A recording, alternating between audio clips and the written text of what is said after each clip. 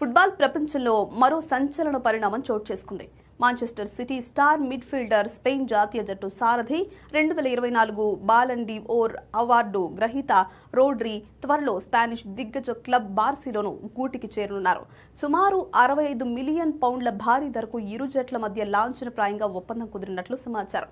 30 ఏళ్ల వయసున్న రోడ్రీ బార్సిలోనాతో 4 ఏళ్ల పాటు దీర్ఘకాలిక ఒప్పందం కుదుర్చుకోనుండగా ఇందుకు సంబంధించిన అధికారిక ప్రక్రియ త్వరలోనే పూర్తి కానుంది.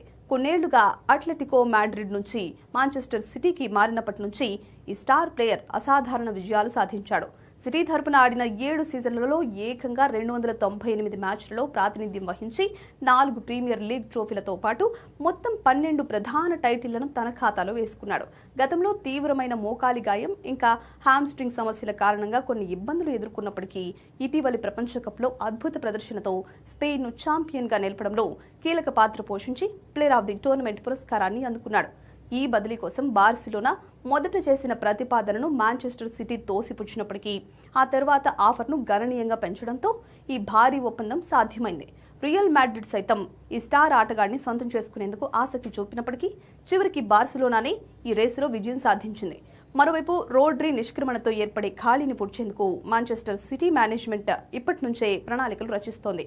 ఇందులో భాగంగా లిల్లే క్లబ్కు ఆడుతున్న 18 ఏళ్ల యువ సంచలనం అయూబ్ బౌయాదీపై దృష్టి సారించింది.